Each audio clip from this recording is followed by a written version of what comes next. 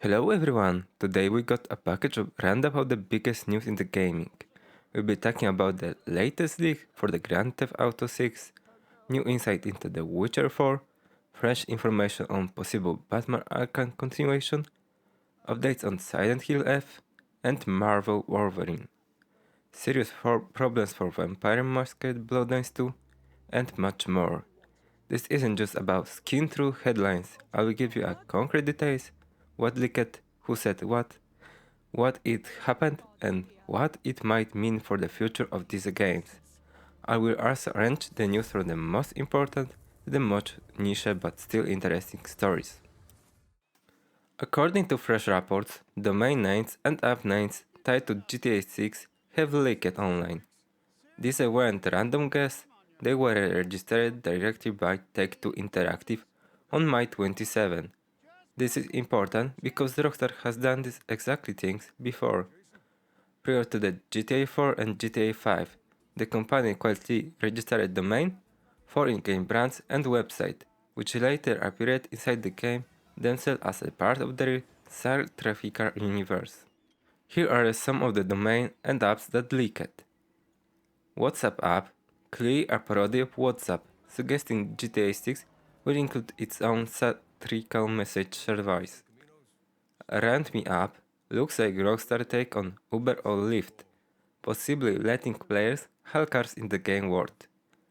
Book Me app, similar to Cash App or Venom, implying Rockstar might bringing parody finance into the story.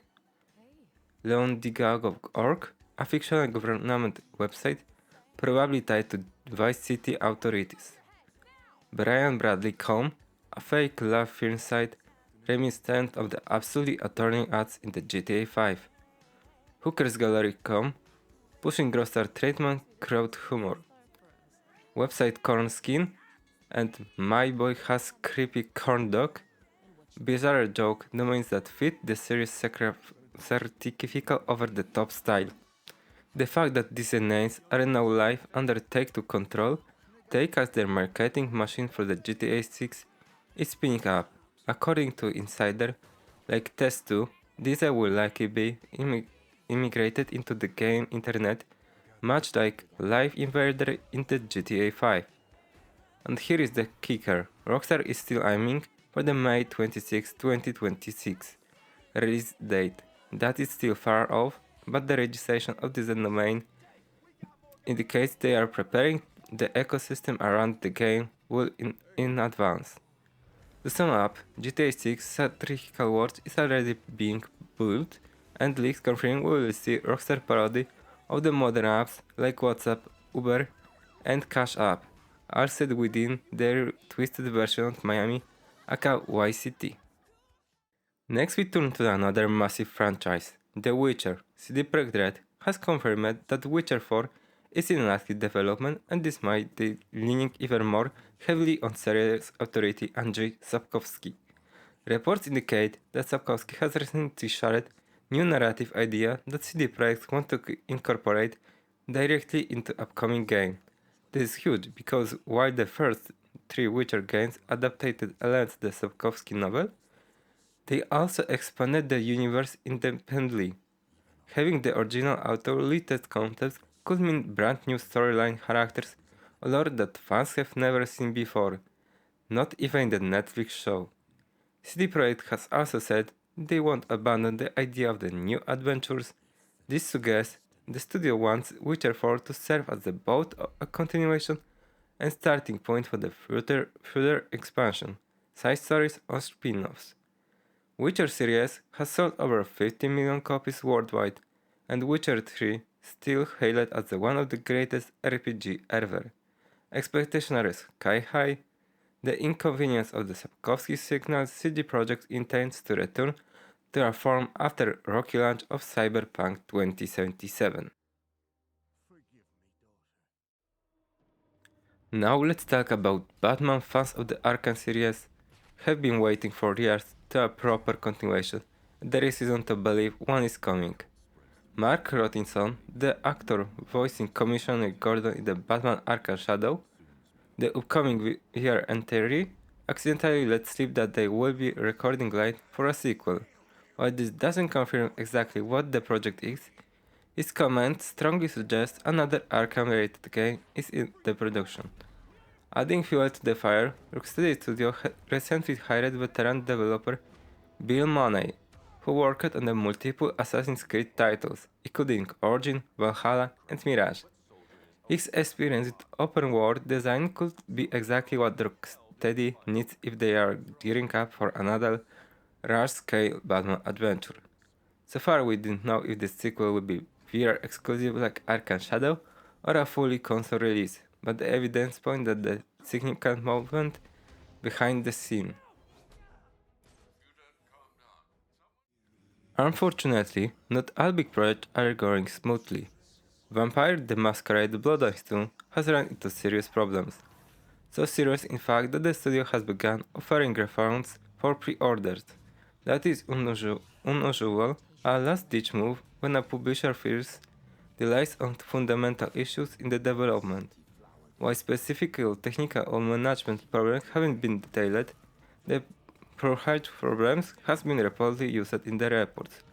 Considering the first Bloodlines became a cult classic, anticipated for the sequel has begun high, but with multiple delays and no refunds, it's clear the project is struggling. For fans of the World of Darkness universe, this is disappointing news, and it raises rare questions about whatever Bloodlines 2 will ever live up to expectations. Two major upcoming titles have also made very recently. Silent Hill F, a journalist from DualShockers broke embargo and shared her impression after finishing Silent Hill F. She rated the game 9.5 on the 10, calling it spectacular. According to her, combat is demanding and somewhat reminiscent of the Soul series, though still retaining the traditional Silent Hill psychological tension. The story unfolds through journey and focused documents, encouraging players to read everything to fully grasp the plot. She also confirmed that new game plans continue the story and includes multiple endings. Some content warnings were highlighted, with at least one scene described as extremely disturbing. Even for a seasoned horror players, her verdict was that the Silent Hill F feels different from the classic entries. It still captures the unsettling Silent Hill atmosphere and represents a strong, fresh direction for the series. Marvel Wolverine. Meanwhile, insiders testing Marvel Wolverine have praised its presentation. The game is described as visually stunning, with combat that balances brutal melee action with Insomniac trademark polish. Retesters noted that the responsiveness of the controls, immersive animation, and gritty tone distinct from the Spider-Man games while still under wraps officially. This positive feedback suggests Insomniac might be on track to deliver another critical and commercial hit. Nintendo has filed a new patent that could have wide implementation for RPG and action games. The patent covers a summoning mechanics, essentially the ability for players to call helper characters into the battle of gameplay scenarios. Here is how it works. According to the filing, players can summon an additional entity like a monster, spirit, or companion during combat. Once summoned, the helper can fight enemies automatically. If no enemies are nearby, the helper can move independently, essentially acting like an AI companion. Players also have the ability to represent the summoned unit or issue commands to adjust the behavior. This system might sound familiar because it's reminiscent mechanic used in the Pokemon Pikim or even the Persona series. That overlaps is why the patent has sparked debate. Some fans worry that Nintendo could use this broad language of feeling to challenge other developers who create similar summon systems. However, it is important to remember that not all patents get enforced aggressively.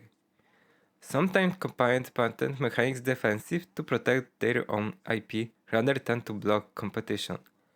Still, given Nintendo's history of being protective of its patents, this is worth watching closely. In short, the patent could either safeguarding the future gameplay innovation, or completely live for studios whose game rely on the money mechanics. Good news for Tehran, fast Dying Light The Beast will now premiere on the 18th September, a real-time originally planned about the day. Techland announced that the new date was thanking players for their continuous support. The move is unusual into the industry where delays are more common than early launches, and it shown that the studio confidence in the Projekt RED lines. The expansion promised to deepen the Dying Light universe with more intense encouragement and expanded gameplay. Infamous might return. Second part production has acknowledged that the return of the Infamous series is possible. Right now, the studio is fully focused on its new project, Ghosts of Yotei. However, they have also hinted that if opportunity arises, they might either revisit Infamous themselves in the future or even consider passing the franchise to different developer. While there is no confirmation of the actual game in development, the fact that Sucker Punch is open to Infamous returning, even in someone else's hands, is exciting news for the fans. Series which blended superhero pilot with open world exploration, still has a strong cult following. The idea of refreshing studio bringing new energy to the franchise make this one keep an eye on.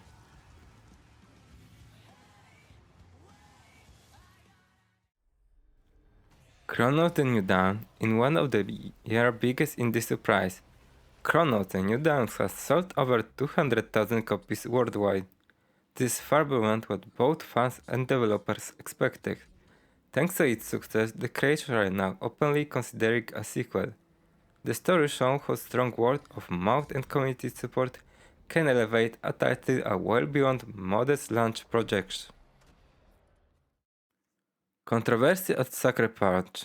Reports emerged involving an internal conflict at Sucker Punch, including allegations of offensive joke tied to a fired employee and substantial boycott calls around a project nickname, Ghosts of Yotei. Situation remains unclear, but it illustrated how studio culture and peer rises can affect public perception and potentially impact future release.